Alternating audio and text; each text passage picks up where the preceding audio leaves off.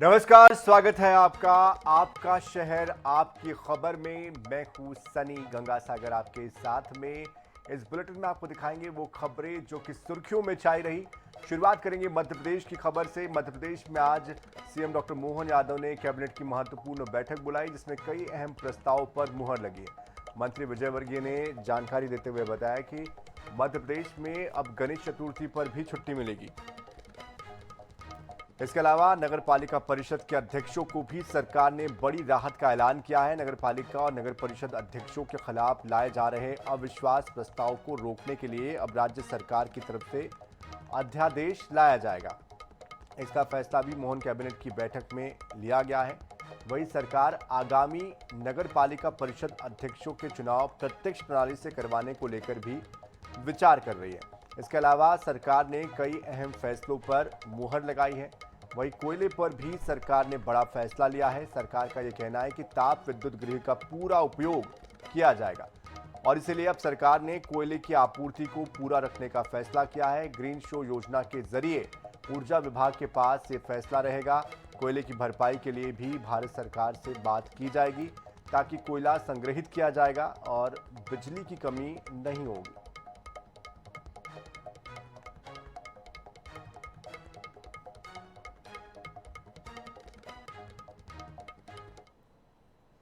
तो आने वाले समय में तो हम चुनाव डायरेक्ट कराएंगे ही, पर अभी भी हम कोशिश ये कर रहे हैं कि ये अविश्वास लाने की प्रवृत्ति कैसे कम हो। इस दिशा में हम अतिशीघ्र माननीय मुख्यमंत्री जी ने निर्देश दिया हमें कि इस पर अध्यादेश लाए। अगली कैबिनेट में हम इस दिशा में अध्यादेश भी लाएंगे, जिससे कि नगर पालिका और नगर पंचायतों के अध्यक्ष स्वतंत्र पूर्वक और निर्भीकता पूर्वक काम कर सके। मध्य प्रदेश में जितने भी हमारे विद्यमान तापगृह हैं, चाहे वो सरकार के हों चाहे प्राइवेट हों, उनका हम मैक्सिमम उपयोग कर सकें। मैक्सिमम उपयोग करने के लिए कोयले की आवश्यकता होगी, तो हम सुनिश्चित करेंगे कि वो कोयला उनके पास तक पहुंच सके, वह कोयला उनके पास तक पहुंच सके। तो इसलिए भारत शासन के माध्यम से हम बात करके और जितनी भी हमारी क्षमता है उस क्षमता को हम बढ़ाने का काम करेंगे, जिससे कि इसको बोलते हैं ग्रीन शू, कोयले का संग्रहण करना। ये हम सुनिश्चित करेंगे जिससे कि हमारी जितनी भी क्षमता है उसको हम पूरी कर सकें और बिजली हमें पर्याप्त मिल सके। तो कैबिनेट की बैठक में कई अहम प्रस्ताव लिए गए, पास हुए हैं, कई फैसले लिए गए हैं, जिसमें प्रमुखता के साथ जो फैसला लिया गया है वो नगर पालिका परिषद में अविश्वास प्रस्ताव जो आते हैं उसको लेकर ये प्रस्ताव लाया गया है। साथ ही वन नेशन वन ग्रिड को लेकर भी फैसला लिया गया है ताकि बिजली की, कोयले की कोई कमी ना हो और भविष्य के लिए ऊर्जा को संरक्षित किया जा सके। तो अहम फैसले लिए गए हैं।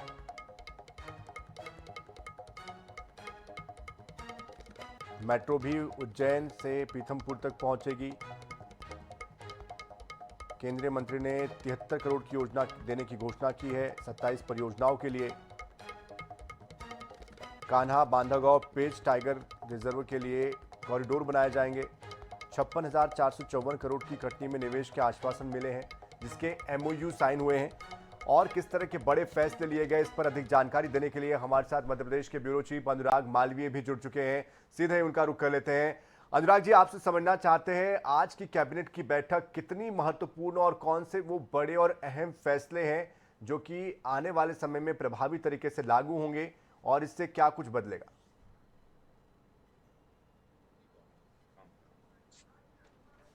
अनुराग जी, क्या आप हमें सुन पा रहे हैं?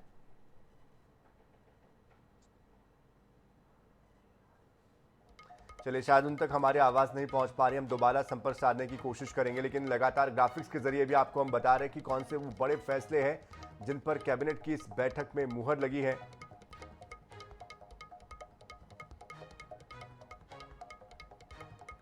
तो कान्हा बांधवगढ़ पेंच टाइगर कॉरिडोर यहां पर बनाए जाएंगे। साथ ही साथ 56,454 करोड़ के कटनी में निवेश को लेकर आश्वासन मिला है, एमओयू साइन हुए हैं। इसका जिक्र 29-30 अगस्त को रीजनल टूरिज्म को लेकर खास कोशिश होगी और अनुराग मालवीय इस बीच दोबारा हमारे साथ जुड़ चुके हैं, मध्य प्रदेश के ब्यूरो चीफ हैं। अनुराग जी, आपसे समझना चाहते हैं आज की जो कैबिनेट की बैठक हुई कितनी महत्वपूर्ण थी, कौन कौन से वो बड़े फैसले हैं जो लिए गए हैं और इसके पीछे किस तरह की सोच? देखिए, निश्चित रूप से सही अगर बात करें तो काफी सारे बड़े जो है फैसले इस पूरे कैबिनेट बैठक में लिए गए हैं और अगर हम देखें एक के बाद एक कई बड़े फैसलों की फहरिस्त है। सबसे महत्वपूर्ण फैसला हुआ है नगरीय प्रशासन विभाग का। जैसा हमने सुबह भी बताया था कि मध्य प्रदेश में नगर पालिका और नगर पंचायत परिषदों के जो अध्यक्ष हैं उनको अविश्वास प्रस्ताव के जरिए हटाए जाने पर रोक लगाने के लिए एक अध्यादेश लाने को मंजूरी दी गई है। यह अध्यादेश लाया जाएगा। दूसरा अगर महत्वपूर्ण फैसला देखें तो गणेश चतुर्थी की जो अवकाश है उसको घोषित किया जाएगा। इसके अलावा कैबिनेट जो कल रीजनल कॉन्क्लेव होने वाला रिलीजियस कॉन्क्लेव जो होने वाला है उसकी तैयारियों को लेकर भी एक प्रस्ताव को मंजूरी दी गई है। प्रस्ताव की फहरिस्त में अगर हम बात करें बहुत महत्वपूर्ण तो मुख्यमंत्री को बधाई दी गई है। माइनिंग कॉन्क्लेव जो कटनी में आयोजित हुआ था उसकी सफलता को लेकर। साथ में मध्य प्रदेश में जो सड़कों का अप्रूवल नितिन गडकरी ने दिया है अगर हम बात करें जबलपुर दौरे के दौरान उन तमाम प्रस्तावों को जो है मध्य प्रदेश कैबिनेट की शेयरिंग को मंजूरी दी गई है। तो इस तरह से देखिए तो एक बहुत लंबी फहरिस्त आज कैबिनेट की बैठक में प्रस्तावों की मंजूरी को लेकर। लेकिन सबसे महत्वपूर्ण जो है वो नगर पालिका और नगर पंचायत और नगर परिषदों के अध्यक्षों को हटाने के लिए जो अविश्वास प्रस्ताव की प्रक्रिया है उसको पूरी तरह से बदलने की तैयारी कर ली गई है और उसको लेकर एक जो अध्यादेश विधानसभा में लाया जाएगा उसको आज कैबिनेट ने कहीं ना कहीं मंजूरी दे दी है जी। बिल्कुल, अध्यादेश को लेकर ही मेरा अगला सवाल था अनुराग जी आपसे, क्योंकि लगातार हम देख रहे हैं कि पिछली बार भी जो अविश्वास प्रस्ताव का वक्त था वो 2 साल से बढ़ाकर अब 3 साल किया गया और फिर से एक बार ये जो अविश्वास की स्थितियां है नर्मदापुरम, देवरी, टीकमगढ़, दमोह, बामनोर, मऊगंज, चाचौड़ा, कुमराज, शाढोरा इन तमाम जगहों पर सामने आ रही है। तो क्या ये एक सेफ साइड डिसीजन इसको माना जाए? घटनाक्रम में सनी हम देखें तो देवरी वाला देवरी में किरकिरी होती क्योंकि हम देखेंगे मध्य प्रदेश की अधिकांश जगहों पर फिलहाल जो है भारतीय जनता पार्टी का कब्जा है। लेकिन वहां के पार्षद ही अविश्वास प्रस्ताव के जरिए अध्यक्ष को हटाने की तैयारी में थे। लेकिन आनंद फानन में एक जांच बैठाई गई और अध्यक्ष को भ्रष्टाचार के आरोप में हटाया गया ताकि पार्टी की किरकिरी ना हो, संगठन की किरकिरी ना हो। निश्चित रूप से इसी को बचने के लिए पूरी की पूरी प्रक्रिया अपनाई गई है जो सेफ साइड आप बोल रहे हैं और देवरी इसका सबसे बड़ा उदाहरण है कि जिसको अविश्वास प्रस्ताव के जरिए जिस अध्यक्ष को हटाया जाना था उसको जांच के जरिए हटाया गया है। सनी, जाहिर सी बात है भविष्य को ध्यान में रखते हुए ये बड़े फैसले लिए गए। बहुत शुक्रिया अनुराग जी इस पूरी जानकारी के लिए। तो चलिए, इन फैसलों के बारे में विस्तार से हमें बताया है ब्यूरो चीफ अनुराग मालवीय ने और इनमें महत्वपूर्ण जो फैसला था वो था नगर पालिका परिषद को लेकर अध्यादेश, अविश्वास प्रस्ताव को लेकर और भी कई फैसले लिए गए। कोयले को लेकर भी फैसला लिया गया और साथ ही भविष्य को ध्यान में रखते हुए बड़े फैसले लिए। बढ़ते आगे, रुक करते अगली खबर का। जबलपुर से अगली खबर है। जिले में शहपुरा तहसील के पथरिया गांव में न्यूनतम समर्थन मूल्य पर की जा रही मूंग की खरीदी में बड़ा घोटाला सामने आया है, जहां गांव के 55 किसानों की जमीनों पर फर्जी सिकमीनामा तैयार कर उनके नाम से मूंग का पंजीयन कराया गया और एमएलटी वेयर हाउस खरीदी केंद्र से करोड़ों रुपए का भुगतान भी उठा लिया गया। भारतीय किसान संघ ने आरोप लगाया कि फर्जी सिकमीनामे के आधार पर बिना सरकारी अधिकारियों की मिलीभगत के पंजीयन संभव नहीं है। उनका कहना है कि सिकमीनामा बनने के बाद पंजीयन के समय एसडीएम, तहसीलदार, पटवारी जैसे अधिकारियों के द्वारा सत्यापन करना अनिवार्य होता है। अब सिकमीनामा क्या होता है, आपके जहन में ये बात आ रही होगी, तो मैं आपको बता दूं कि सिकमीनामा दरअसल किसानों की भूमि को किसी एक फसल के लिए या कुछ सालों के लिए किसी को दे देना, या कहना चाहिए कि एक तरीके से किराए पर चढ़ा देना या इस तरह से देना। आपस में कई किसान ये करते हैं, उसको सिकमीनामा कहते हैं। उसमें एक समझौता होता है जिसमें तहसीलदार, पटवारी भी होते हैं, उनकी भी सहमति उसमें सामने एक तरीके से प्रत्यक्ष वो होते हैं और उनके बाद ही ये आगे प्रोसेस बढ़ता है। लेकिन इस पूरे मामले में क्या हुआ है, 55 किसान, उनकी जो जमीन है उनका सिकमीनामा करा दिया गया, बाकायदा उनकी जमीन पर जो करोड़ों का भुगतान है वो भी ले लिया गया। अब जब ये किसान के बारे में उनको जानकारी आई कि इनके साथ ऐसा हो चुका है, तब ये खुद सख्ते में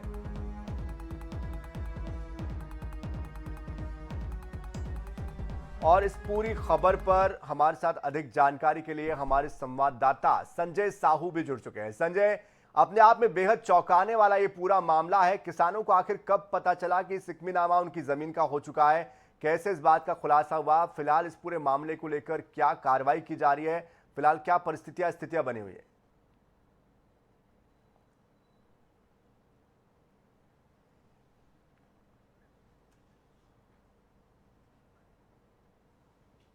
जी बिल्कुल, ये अपने आप में एक चौंकाने वाला मामला है जो घोटाले की शक्ल में सामने आया है। तो कह सकते हैं कि ये जो मामला है ये कहीं ना कहीं कृषि माफिया जो नाम दिया है भारतीय किसान संघ ने, उससे जुड़ा हुआ पूरा मामला है। चूंकि किसानों के पास जानकारी तब आती है जब किसान अपनी फसल के लिए शासकीय डबल लाख केंद्र पहुंचते हैं जहां पर उनको यूरिया लेना होता है, और ये कहा जाता है वहां पर कि आपकी जो ज़मीन है वो सिकमी नामे पर चढ़ी हुई है और इसका यूरिया भी जा चुका है। तो यूरिया के गेहूं तो जो मूंग है, मूंग तो गई, साथ में उनका जो यूरिया मिलना था वो भी उनका चला जाता है। तब इसको लेकर वह बेलखेड़ा थाना जो कि सेपरा तहसील अंतर्गत है वहाँ पहुँचते हैं, वहाँ पर लिखित शिकायत देते हैं। लेकिन 6 दिन बाद भी जब कार्रवाई नहीं होती है तो वो फिर एसपी साहब के पास पहुँचते हैं और एसपी को ज्ञापन देकर कार्रवाई की मांग करते हैं। सबसे बड़ी बात जो निकल कर सामने आई कि एमएलटी वेयर हाउस वही वेयर हाउस है जहाँ पर लगभग 1900 क्विंटल मूंग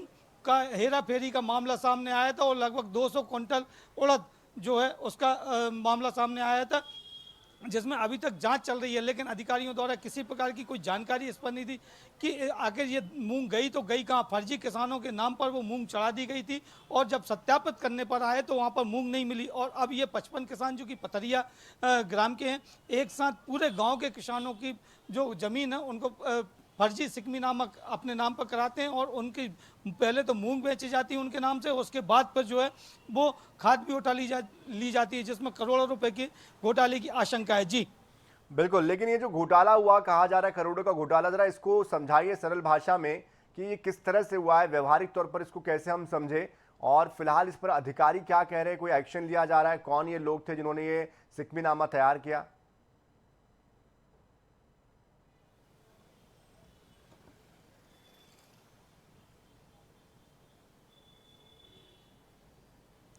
निश्चित ही इसमें वो सारे अधिकारी और कर्मचारी शामिल हैं जो समर्थन मूल्य में खरीदी के समय मौजूद थे। चूंकि उसमें सर्वेयर भी होता है, कंप्यूटर ऑपरेटर भी होता है, वेयर हाउस संचालक भी होता है। साथ में अगर हम बात करें तो जो समिति प्रबंधक हैं, समिति है जिसको समर्थन मूल्य पर मूंग खरीदी की बात की गई थी, वो भी शामिल है। तो ये तमाम प्रकार के अधिकारी कर्मचारी जो हैं वो उसमें लिप्त हो सकते हैं। अभी इस पर जांच की बात कही जा रही है, लेकिन मामले को हम शार्ट रूप में समझाते हैं कि किस प्रकार से ये घोटाला हुआ है। घोटाला ये होता है कि कोई किसान होता है, उसके नाम की सिकमीनामा जब भी होता है वो तहसीलदार के समक्ष होता है और आधार कार्ड पर ओटीपी आता है।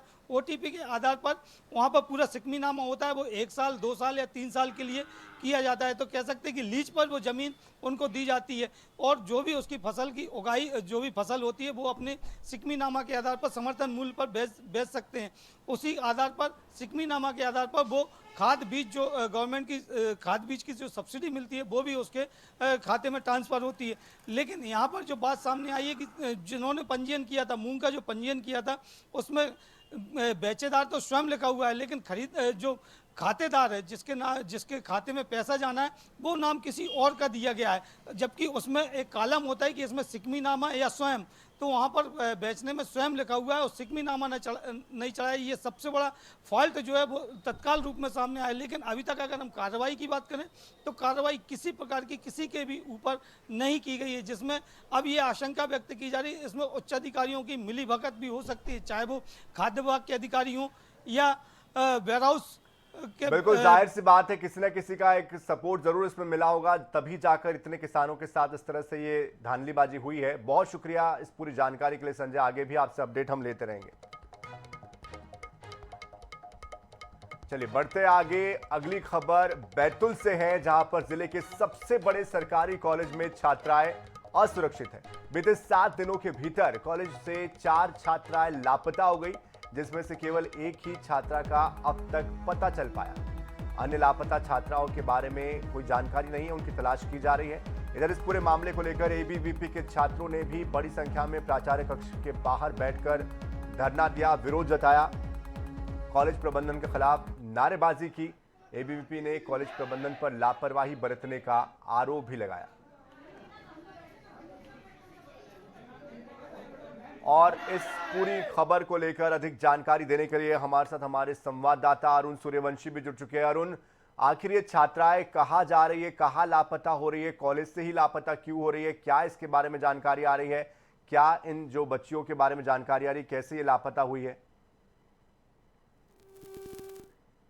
बारे में तो पता नहीं चल सका है कि किस तरीके से लापता हुई है। परिजनों ने भी आरोप लगाए थे, परिजनों के द्वारा भी इन्हें ढूंढा जा रहा था, जिसमें से जो 4 बच्चियां लापता हुई है, एक ही बच्ची के बारे में पता चल सका था जो कि अपनी मर्जी से गई हुई थी। लेकिन इन 3 बच्चियों का आज तक पता नहीं चल सका है। पुलिस में भी शिकायत हुई है और सबसे बड़ी लापरवाही कॉलेज प्रशासन की देखी जा रही है, जहां से ये लापता हुई है। इस पूरे मामले को लेकर पुलिस प्रशासन भी देख रहा है और आज एबीवीपी ने बड़ा आंदोलन भी किया है और कैमरे जो बंद बताए जा रहे हैं इसको लेकर भी प्रदर्शन किया है। इस पूरे मामले पर प्रशासन द्वारा कुछ कहा नहीं गया है। कॉलेज प्रशासन भी इस पूरे मामले को लेकर चुप्पी साधे हुए है। बिल्कुल, लेकिन जिस तरह से यहाँ पर अरुण बताया जा रहा है कि ये जो युवतियाँ थी, ये जब गई तो ये जो कॉलेज के कैमरे हैं, लगभग 90 कैमरे बताए जा रहे हैं, ये भी बंद पड़े हुए थे। इसके बारे में क्या जानकारी, और क्या ये सभी हॉस्टल में रहती थी या फिर पढ़ने के लिए सिर्फ आती थी कि वहाँ स्थानीय निवासी थी? क्या इनके बारे में इनका बैकग्राउंडर है? परिजनों का क्या कहना है? कॉलेज प्रशासन का क्या कहना है? छात्राएं जो है अपने घरों में रहती थी और घरों से पढ़ने के लिए आती थी।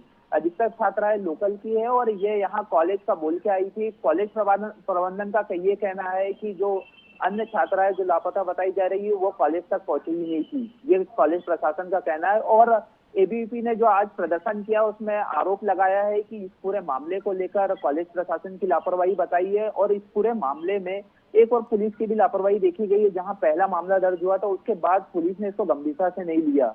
वहीं कई सामाजिक संगठनों ने भी इसमें आगे आकर छात्राओं को ढूंढने का प्रयास किया था, लेकिन वह सफल नहीं हो सके। और दूसरी ओर जो कैमरे की बात कही है, कॉलेज प्रशासन द्वारा बताया गया कि हमारे सभी क्षेत्रों में कैमरे लगे, लेकिन कई ऐसी जगह जहां देखी गई है कि सारे कैमरे बंद देखे गए, 1 या 2 कैमरे ऐसे कुछ चालू है बस।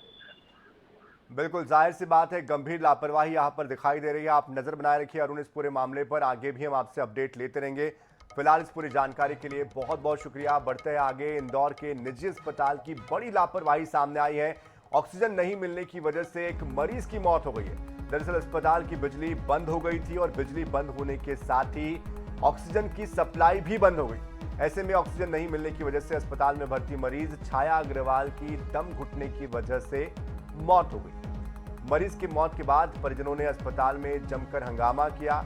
वहीं सहयोगितागंज पुलिस पर भी गंभीर आरोप लगाए हैं। मृतका के परिजनों ने पुलिस पर इलाज के फाइल छुपाने की कोशिश करने का आरोप लगाया, लापरवाही बरतने का आरोप लगाया। परिजनों का कहना है कि पुलिस इस मामले में उनका सहयोग नहीं कर रही है। महेश मिश्रा इस पूरी खबर पर अधिक जानकारी देने के लिए हमारे साथ जुड़ चुके हैं। महेश जी, आपसे समझना चाहते हैं, तो बेहद गंभीर लापरवाही है। अस्पताल जहां पर लोग सोचते हैं कि हमारी जान बच जाएगी, वहां पर इस तरह से जान जा रही है। आखिर क्यों नहीं ऑक्सीजन की सप्लाई के लिए कोई प्रबंध था यहाँ पर? क्या पूरे इस मामले में घटनाक्रम हुआ है और किस तरह की लापरवाही बरती गई है?